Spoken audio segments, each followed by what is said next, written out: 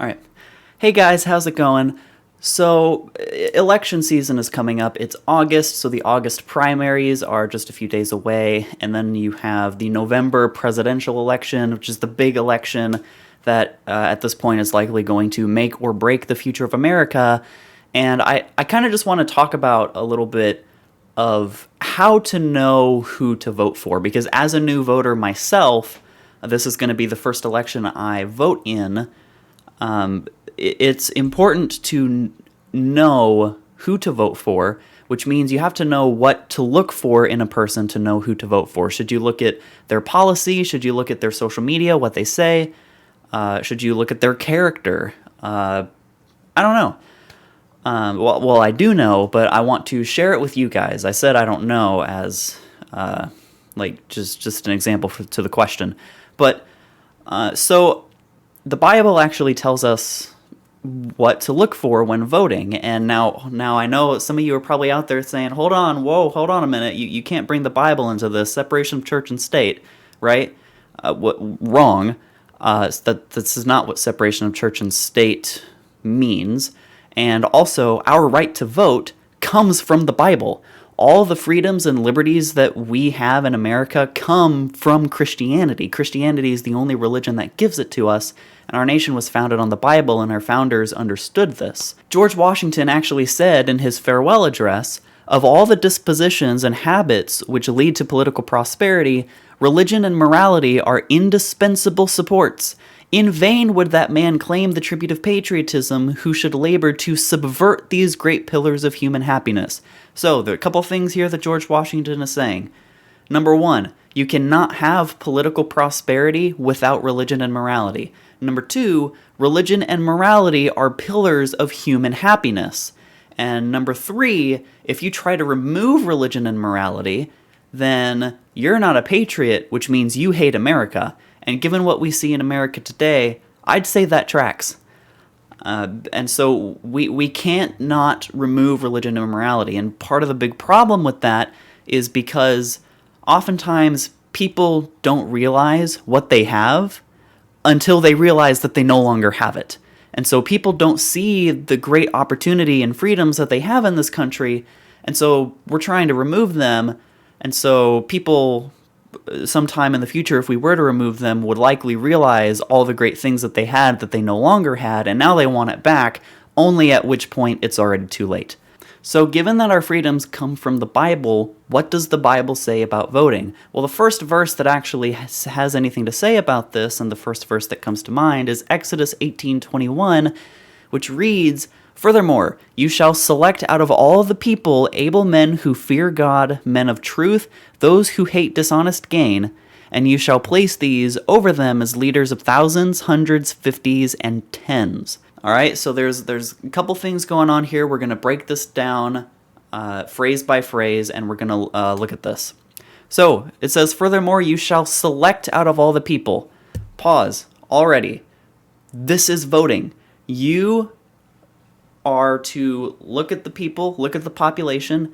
Now, select out of them. Select out of the population. Select out of the people who are to be governed. This is what Thomas Jefferson was talking about in the Declaration of Independence when it says that the just powers of the government are derived from the consent of the people, because the people who are in government were placed there by the people being governed.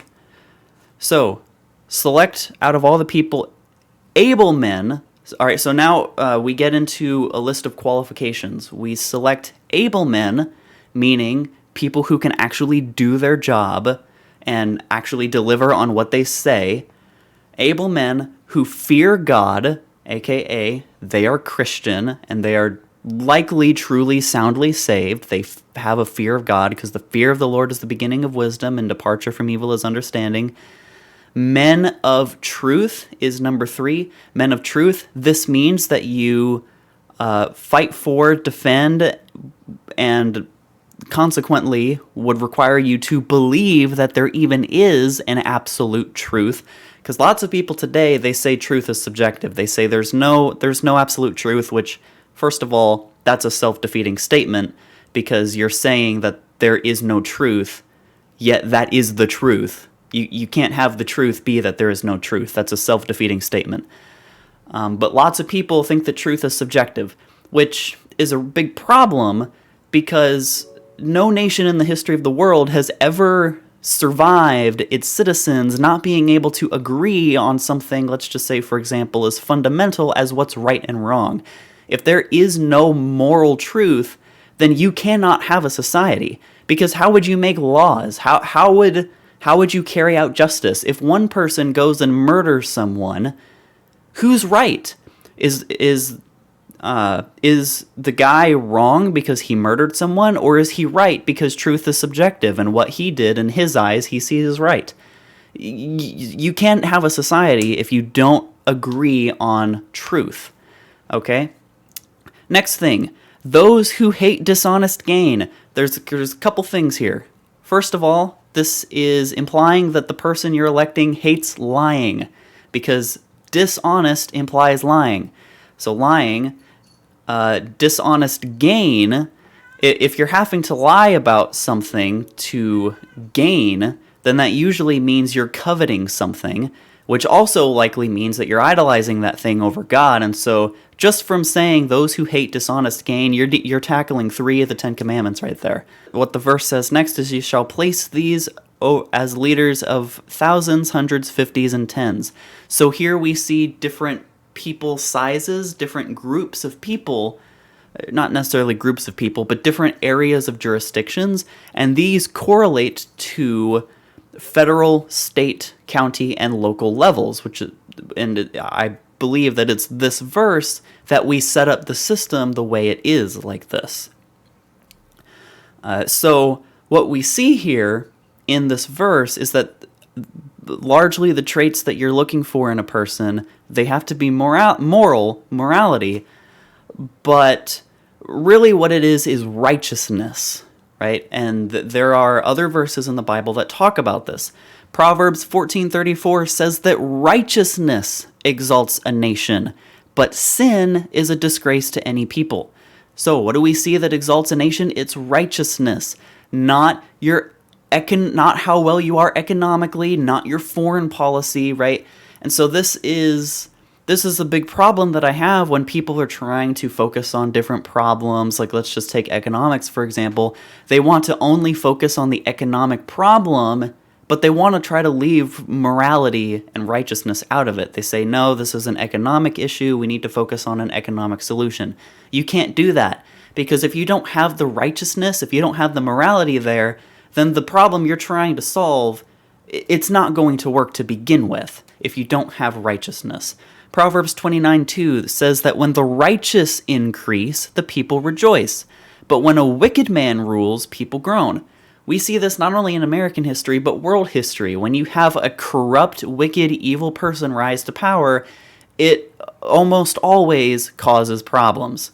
Matthew chapter 6, verse 33 says, "But seek first his kingdom and his righteousness, and all these things will be added to you." So again, this verse is just adding the emphasis of get the morality right, get the righteousness right, and only then will you be prosperous. Only then will all these other things be added to you. Okay? So this was just a real quick video going through what the Bible has to say about voting. So, when searching for who to vote for, my roommate's cat just jumped on my piano. When searching who to vote for, you need to be looking at what they believe in regards to God, Christianity, and morality. Do they believe in truth? What are their thoughts on abortion? What are their thoughts on the Bible and God and different things like that? The cat. Right? So look for righteousness in a person. Now, that doesn't mean that a person is going to be perfect. No person is perfect. But we should be looking for qualities in a person that if they're more righteous than another, then that's usually going to be the person who I go for. Okay? Those who uphold the 10 Commandments, right? So, That is all that I have for this video. If you found it helpful and interesting and you liked it, then definitely please consider liking, subscribing, leave a comment, leave your thoughts down below. I'd love to hear them. Yeah, so I thank you, and I will see you in the next video. Take care.